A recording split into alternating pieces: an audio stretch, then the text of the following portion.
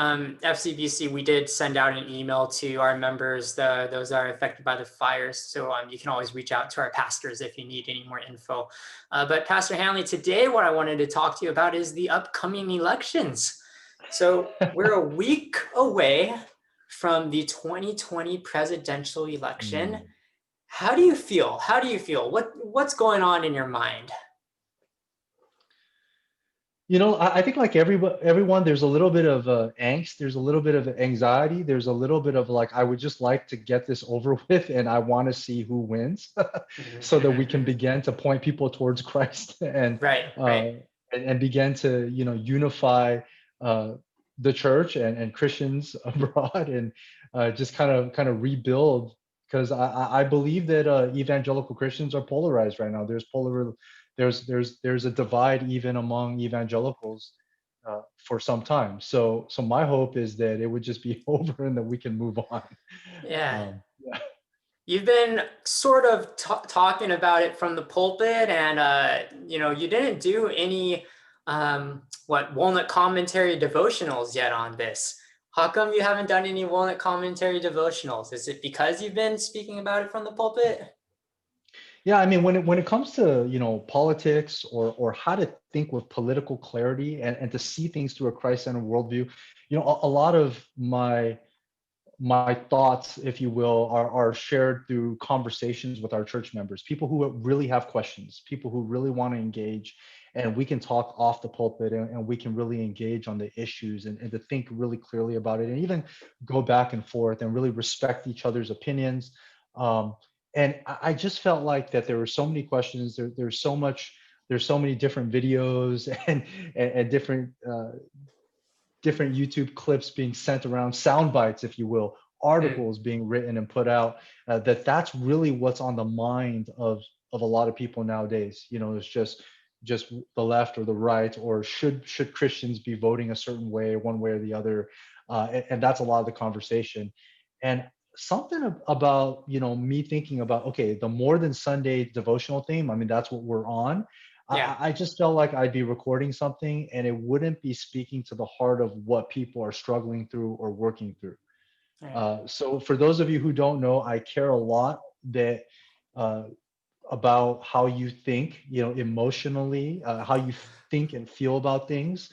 And if politics or political clarity or societal issues are what's on your mind, then I love to have those conversations. I just didn't think that the pulpit was the best platform to really have meaningful engagement. And I don't think a didactic devotional would have done it either. So yeah, I did a few sermons. I laid it out there. I think just what a Christ-centered approach to some of the issues that we face. I put that out there, but that's why I kind of felt like let's go on pause. And my devotions are usually basically what we do during the Wednesday night prayer meetings. I take that devotional, then I record it the next day.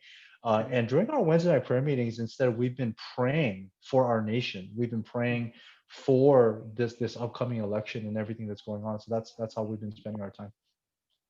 Yeah, and I appreciate the time that you do dedicate to talking to me, and I think that's what we can use this podcast for right now, at least, is to have somewhat of a little bit more of a conversation in terms of politics. And Pastor Hanley, I want to ask you something. Are you scared?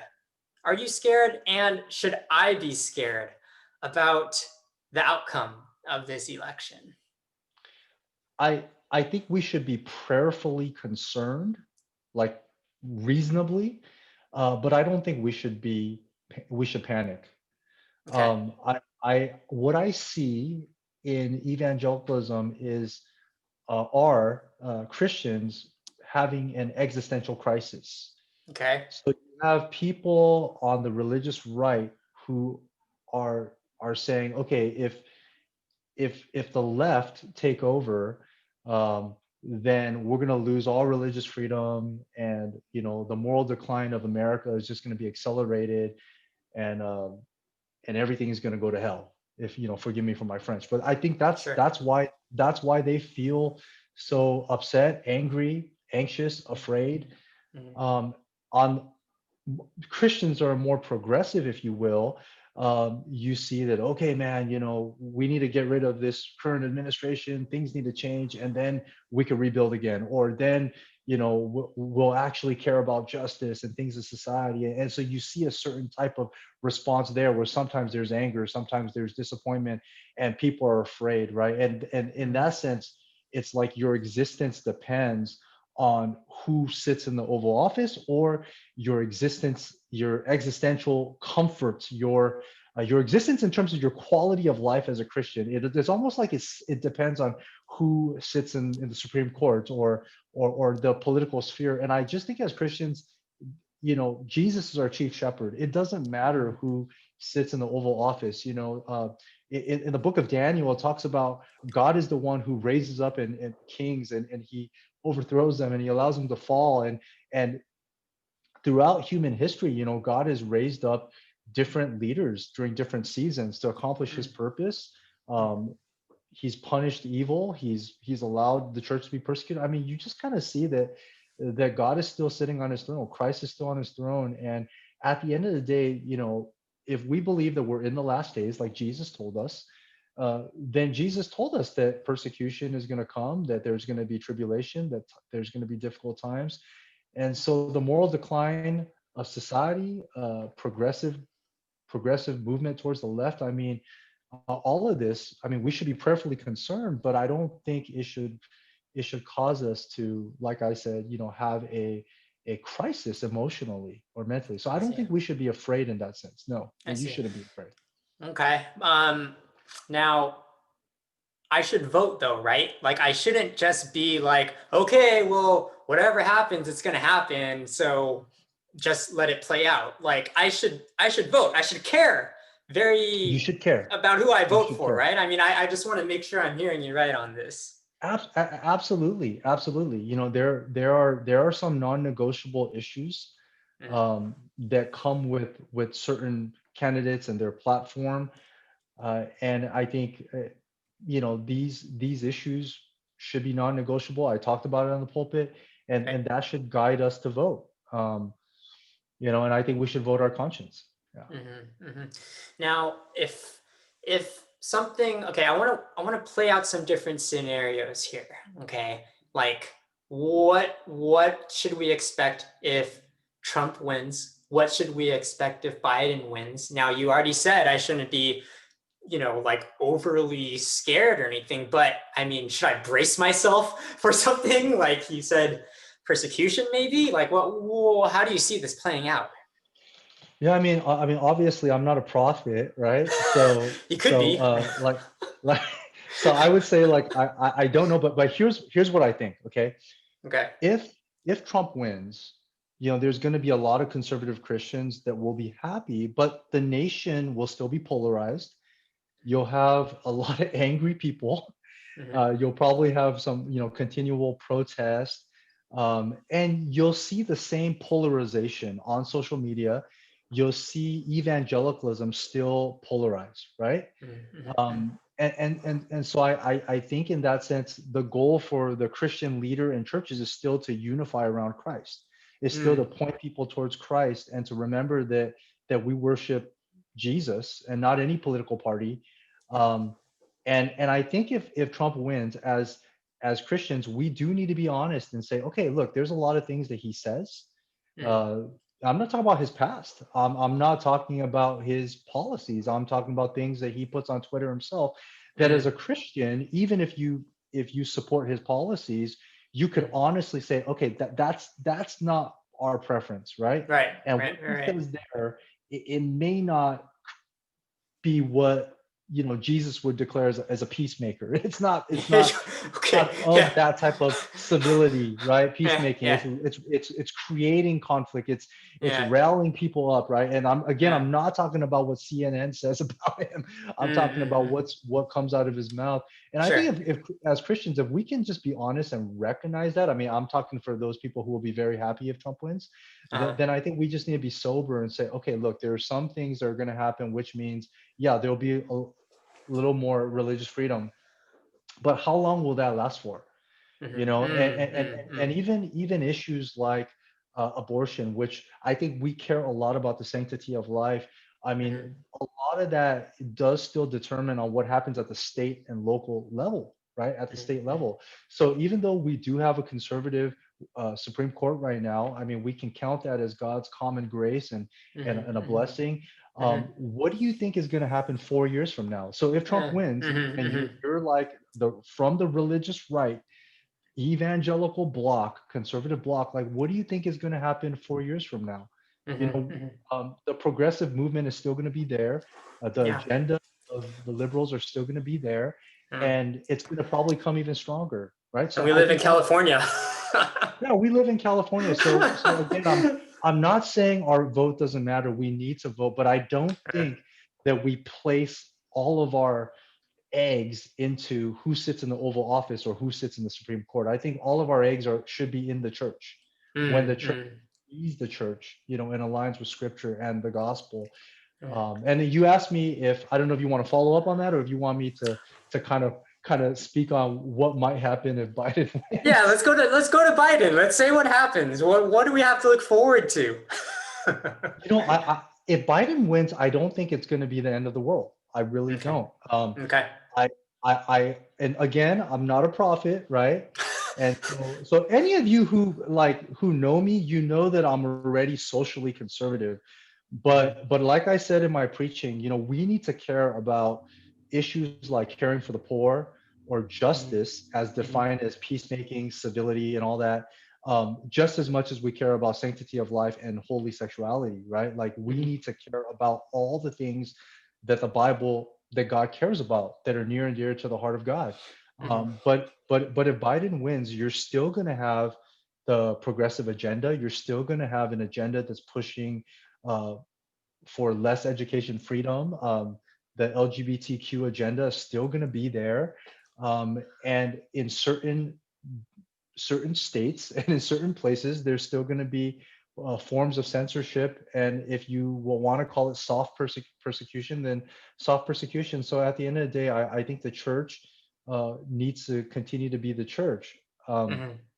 I think though that it will reveal some things. I mean, when you can't blame Trump anymore. So let's just say that Biden becomes president. If Yeah. he's much more, I'm not talking about what like all the accusations are made against him, like all of that. I'm not speaking to that. I'm just saying Sure. him publicly, right? Okay. Like Okay. how he presents himself. It's just he's more chill, if you Right. will, Right. and he's not as polarizing. And I think at the end of the day, like let's just say that Trump's no longer in office, then who are people going to blame when there's still racism and there's still sin and there's still issues in society, right? Yeah. And people are Yeah. still mad at each other. Yeah. Who are we going to blame, right? There's Right. still COVID-19. Yeah. Who are you Yeah. going to blame, right? And so I think just people need to take a chill pill and realize that, you know, if Biden wins, that's not the answer, and they're going to realize that yeah, you know, it'll help to if Biden, you know, is just more calm and more unifying. And, you know, but I think that this time, you know, what Al Mohler talks about a lot, Wayne Grudem writes Yep. about. I think a lot of evangelicals see 2020 that this is like a last stand, if you will, for Okay. things like freedom of speech, for a historical, grammatical, literal interpretation of words and meaning and contracts and the Constitution. And so I think that those who are progressively evangelical, I think that some reality will come out when you remove Trump, when you remove Right. this really loud, polarizing guy Yeah. that's not likable, right? Then Yeah. you're back to the issues, and you're going to see that the answer is still the gospel, Nice. right? The answer Yeah. is still the Yeah. gospel, Yeah. and I hope that more of the younger evangelicals will see that we need, God willing, through common grace, we need individuals and policies that will protect the church to be the church and to preach the gospel. If Right. we truly believe that Biden and Trump are not the answer, and that the Supreme Court is not the answer to problems of sin, and if we believe that the hope for a model community that cares for the poor, cares for sanctity of life, cares Mhm. for holy sexuality, and cares for biblical justice, Mhm. if we see that that happens in the church, and if we see that the gospel is the answer, then don't we need the church, even though religious freedom is not promised in the Bible, but if it's given to us, don't we need the church to be able to be the church without censorship and the gospel to be proclaimed freely? And so I think if we can understand that, then we understand what's at stake, you know. Yeah. So I think at the end of the day, that's where I stand. I'm Yeah. voting the church. I'm not voting Republican or Democrat. I'm voting the church, and I'm voting for the Now, gospel. so to be fair, you're saying that Jesus is king. We need to look to Jesus.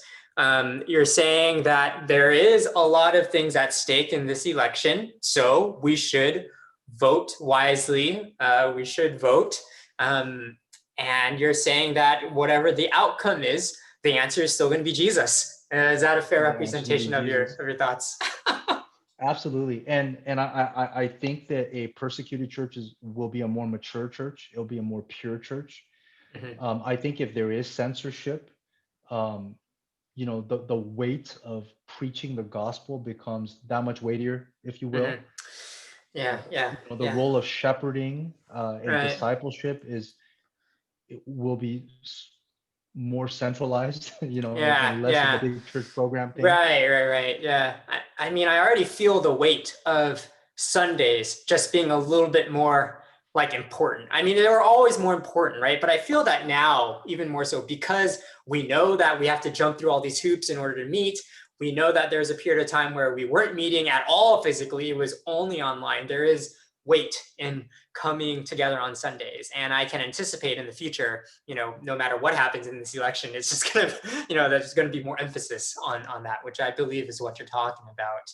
Now, Yeah. Pastor Hanley, how are we going to deal with the members in our church, myself included, right?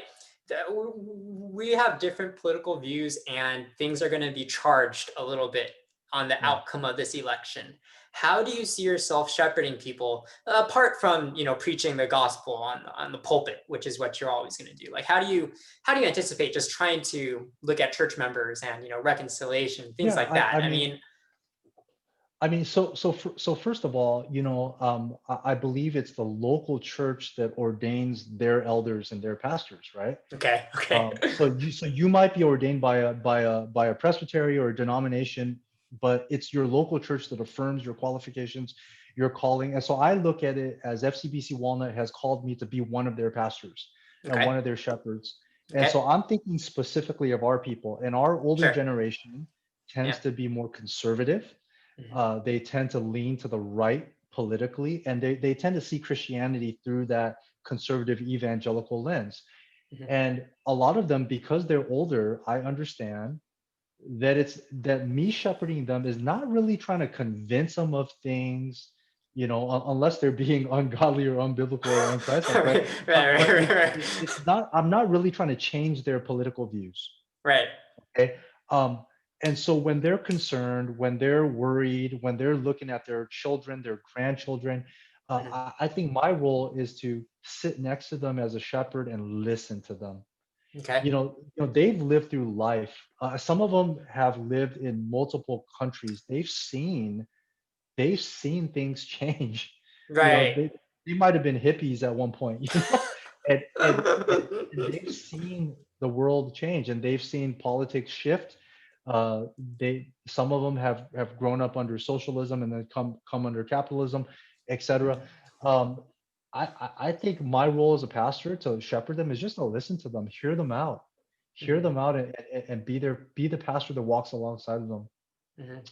Then I think there's young families and young adults, and my role is to respect any opinion that differs. I think, I'm not talking Mhm. about tolerance, right, where you just tolerate anything, but Right. to be able to say, okay, let's respectfully let me know what you think, and then to try to share a Christ-centered worldview. I really feel like when I talk to young families, young adults, collegians, that they're really wanting to learn, right? They're really asking the question, Hanley, how do I think through this issue of immigration? How do I think Christ-centered about things like pro-life, sanctity of life. How do I think about the poor? What is justice?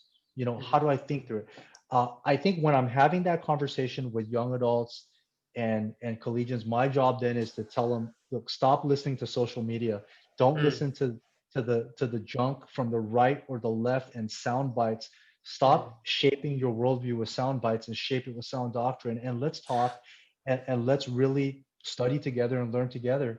And I think for the very young generation, I think we have others. I'll still help, but I think it's more than just me, right? It's our entire pastoral staff speaking to mm. whoever we're shepherding.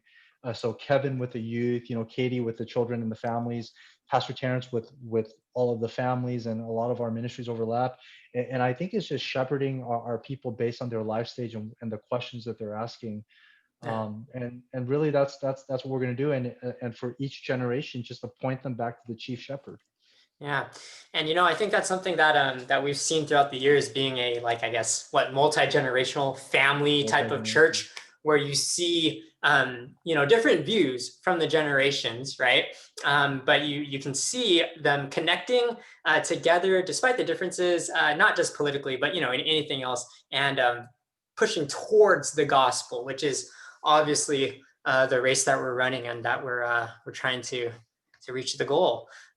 So, Pastor Hanley, I don't want to beat this political horse too much, but I guess I'll ask you. I guess I'll ask you one more, and I guess I want to ask you, like, do you do you think that in your lifetime, in our lifetime, in my and your lifetime, that we're going to see, like, hardcore persecution of Christians? And I'm not talking about just like, okay, there's going to be laws in place, which some could consider persecution. I'm talking about they're going to throw us in jail. They're going to beat us up because of our beliefs, or, like, we're going to meet and they're going to say, no, you cannot meet. If you meet, we're going to throw you in jail. We're going to rip you apart from your families, that type of stuff. Honestly, I don't know. I You're not don't a know, prophet. uh, but I mean, I want to say, and I think this is why I don't think conservative Christians should put all of our eggs in this election. Hmm. Um, I don't think in the next 20 years in America Hmm. that we would lose all our religious freedom in that way. Okay. What I do see is big tech censorship. I'm not talking about conspiracy theory. I'm talking about, yeah, if you say certain things regarding biblical values, you can be censored. You could just simply have your content removed. I mean, that already happens, right? Right. If it Right. causes conflict, if Right. people are offended by what you say. So I can see that if we were in a COVID situation ongoing, and if we were trying to broadcast your sermons, or even if you're back live but you're trying to do online ministry, I can see that certain platforms would say, maybe we don't give that to you. Hmm. I can see the progressive agenda. I'm talking about the non-Christian agenda, right? Moving hard and heavy, and Hmm. just using policy and using the courts to begin to take away 501(c) if we Hmm. Hmm. are Hmm. unwilling to give in to societal pressures. And I can see that maybe in the next 20 years, you'll have some churches uh, lose 501(c), where we would be calling people to give offering, Hmm. just to Hmm. give offering, and they don't get the Right. tax benefit.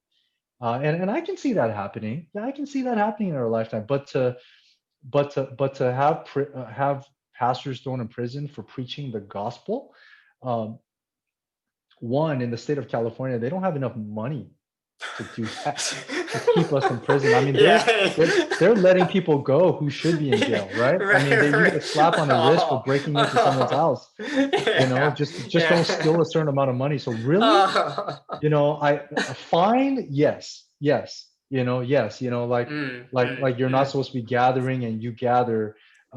Let's just say it's not COVID, and for some reason you're not supposed to be gathering, that type of persecution, whatever. I don't know what it would be like, Yeah. but um, you gather, yeah, they want money. Okay, so Hmm. they'll put a fine on you, but taking you in jail, putting you in jail, probably not in California. Hmm. Hmm. I don't know what it'll be when it's like our grandchildren are leading the church, but Right, right, right. yeah. Yeah, I mean, I want to just ask you those things, because I like being prepared. I like seeing how we should be training up our own children, what to expect. Um, but I'm not too morbid. I'm not too too scared of that stuff, I guess, is what I'm trying to say. Um, I want to end on a more positive note, I think, and that is that on Sunday we had our first outdoor baptism in what, these like bathtub type of things, these like troughs, feeding They're troughs, troughs, feeding troughs. troughs. So I want to ask you if that's what we're going to be expecting moving forward. Um, and how was it for you? Was it weird? Because you weren't inside the baptismal pool. You were like outside, I believe, right? Yeah, I was sitting on a chair, and these huge metal feeding troughs that you can get at Home Depot Mm-hmm. or Ace Hardware or wherever. Yeah. And we fill it up with water, and then we put some hot water in, mix some hot water in there so it's warm, or just so it's not cold. And we have the candidates sitting down on their butts already. So because if they're standing up, I mean, it's hard to bring them, immerse them, to bring them down. So they're sitting up, and all it takes is you just bring their head and their shoulders, down and back up.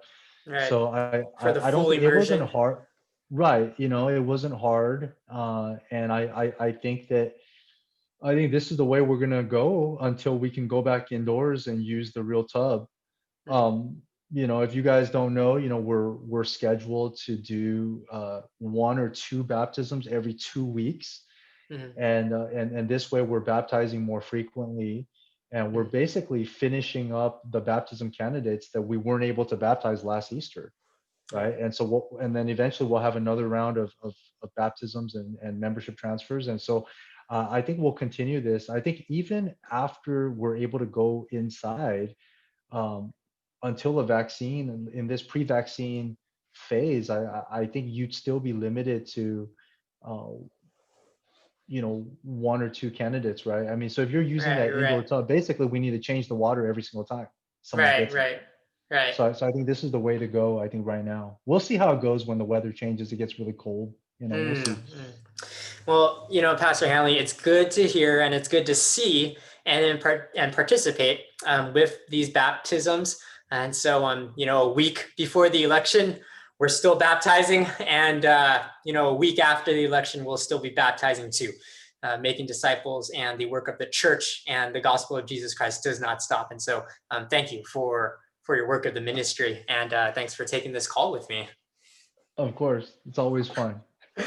God willing, I'll see you on the other side of the election, man. We'll do this again. Okay. All right. Bye, man.